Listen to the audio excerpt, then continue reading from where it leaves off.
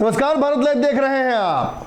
बिहार में तेजस्वी यादव पर जब सीबीआई और ईडी का शिकंजा कसा तो उन्होंने ये साफ कह दिया कि शेर का बेटा हूं, दहाड़ूंगा ही, तुम्हारी तरह बिलाई की तरह म्याऊं म्याऊं नहीं करूंगा। मैं बिहार में उस व्यक्ति का पुत्र हूं जो बराबर लड़ाई लड़ता रहा गरीबों, शोषितों, वंचितों के लिए।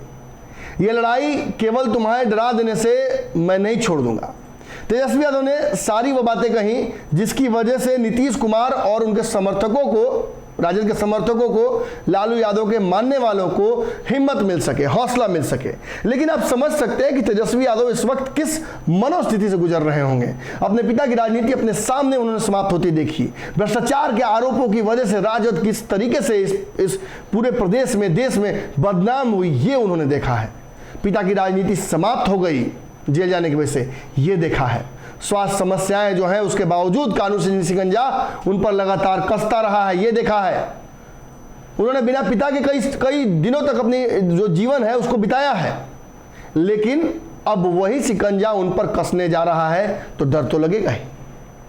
निश्चित तौर पर तेजस्वी यादव बड़े बुरे दौर से गुजर रहे हैं और अपने आप को हिम्मत वो दे रहे हैं, लेकिन यहां सब कुछ डिपेंड कर रहा है नीतीश कुमार पर।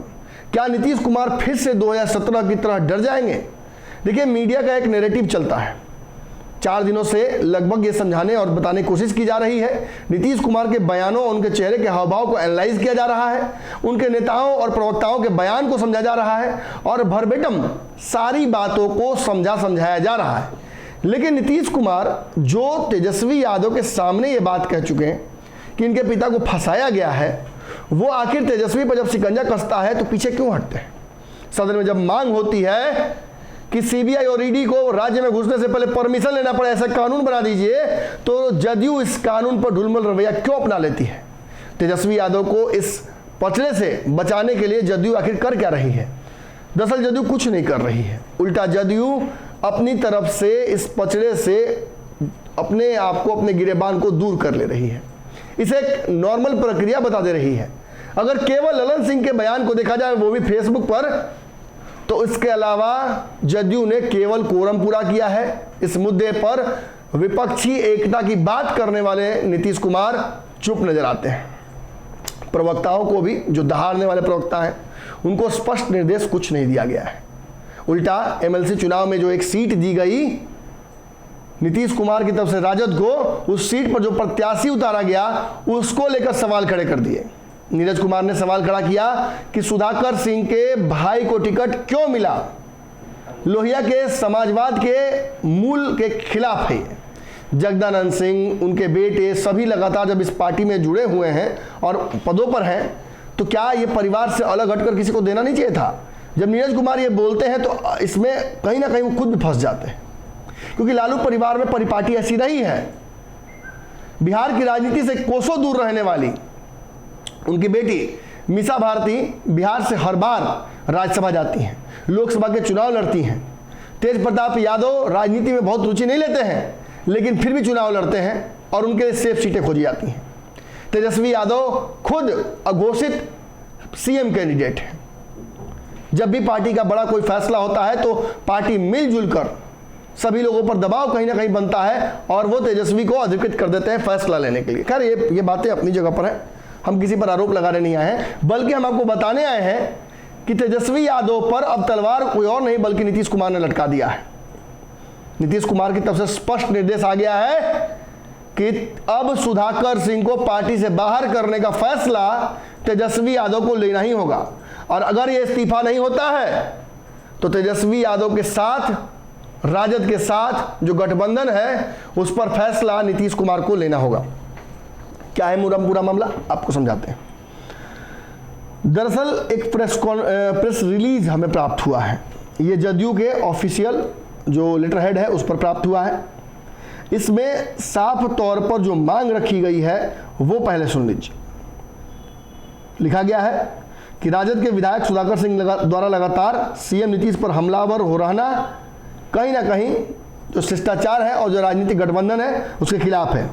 उनका यह तेवर जदयू बिल्कुल बर्दाश्त नहीं कर सकती है। जदयू कार्रवाई चाहती है। ताकि गठबंधन में संदेह की कोई स्थिति ना आए। इसी मामले में जदयू ने प्रदेश प्रवक्ता पूर्व विधान पार्षद डॉक्टर रणवीर नंदन ने कहा कि जब से महागठबंधन बना है तब से सुधाकर सिंह ने इसे कमजोर करने का प्रयास किया है। राजद ने उन्हें मंत्री बना दिया, लेकिन मंत्री बनते ही सुधाकर सिंह ने सारी मर्यादाएं तोड़ दी। जबकि दूसरी ओर जदयू ने हमेशा गठबंधन नियम का पालन किया। जदयू के किसी नेता ने राजद के खिलाफ कोई बयानबाजी नहीं की है। सुधाकर सिंह की बयानबाजी से पूरा जदयू आंदोलित है। सोच लीजिए, पूरा जदयू आंदोलित है, इस गठबंधन में जदयू आंदोलित है। प्रोफेसर नंदन ने कहा कि अगस्त 2022 में सुधाकर सिंह बनाए गए थे। इसके बाद 1 माह के अंदर ही सरकार पर अनर्गल आरोप मढ़ना शुरू कर दिया था। कृषि के बारे में अफवाह फैलाते सुधाकर सिंह को न किसानों के बारे में जानकारी है और न ही कृषि के बारे में उन्हें कुछ पता है। ये अनर्गल बयानबाजी करते रहते हैं और राजद प्रशासन जो है वो सुनता रहता है। सितंबर 2022 से दिसंबर 2022 तक कुल 11 ऐसे मौके आए जब सुधाकर सिंह ने सार्वजनिक मंच से माननीय मुख्यमंत्री नीतीश कुमार के खिलाफ सत्य से परे आरोप लगाकर बुनकर उनको फंसाने की कोशिश की। सुधाकर सिंह के तमाम बयान सार्वजनिक हैं।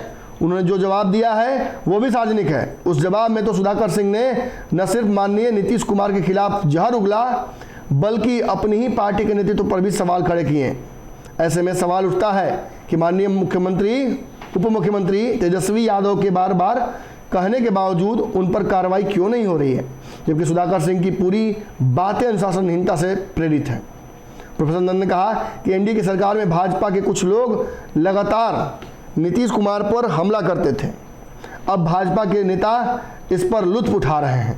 नीतीश कुमार के प्रति अनर्गल प्रलाप करते हुए किसी तरीके से सुधाकर सिंह बोलते जा रहे हैं। राजद द्वारा सुधाकर सिंह पर कार्रवाई नहीं करना भी इसी श्रेणी में प्रतीत होता है, क्योंकि राजद सत्ता में साझेदार है, लेकिन सुधाकर सिंह जैसे सरकार और गठबंधन विरोधी कार्रवाई नहीं करना विश्वास कमजोर करता है। राजद नेतृत्व को आगे बढ़कर उदाहरण प्रस्तुत करना चाहिए और सुधाकर सिंह पर अविलंब कार्रवाई गठबंधन धर्म का पालन करना चाहिए। बताइए अब आप लोग, मैं क्या बोलूँ इसमें। निश्चित तौर पर तेजस्वी यादव पर यह तलवार लटका दी गई है कि वो इस्तीफा लें सुधाकर सिंह का और तुरंत ही कार्रवाई हो। देखिए, 11 अलग अलग जगहों पर उन्होंने बयान दिया है, सार्वजनिक मंचों में बयान दिया है, बयान सार्वजनिक है, ये सब कुछ ये कह रहे हैं। मतलब पार्टी ने कंसेंट ले लिया है, महागठबंधन की दुहाई दी जा रही है। ये कहा जा रहा है कि कहीं ना कहीं तेजस्वी की भी जो इसमें इन्वॉल्वमेंट है उस पर सवाल खड़े हो रहे हैं। तेजस्वी ने जब कह दिया कि सुधाकर सिंह को हम बाहर करेंगे, शोकॉज करेंगे, तब भी कुछ नहीं हो रहा है। उल्टा बयान जो उनसे मांगा गया कि आप क्यों एक ऐसा कर रहे हैं, उसमें भी नीतीश कुमार को उन्होंने जलील किया।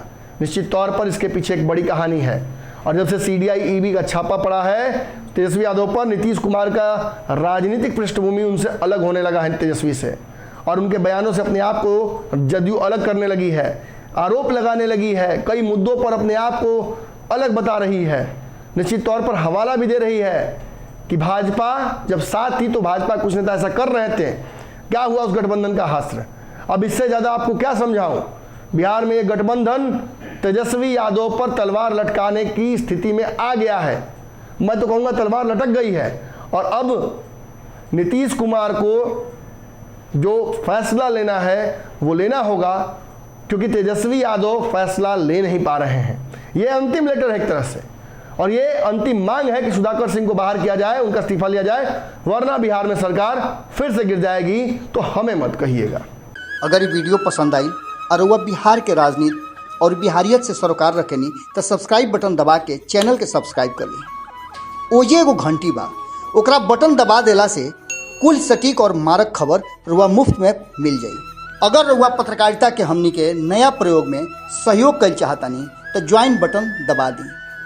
पेटीएम नंबर नोट कर ली 9386816700। धन्यवाद।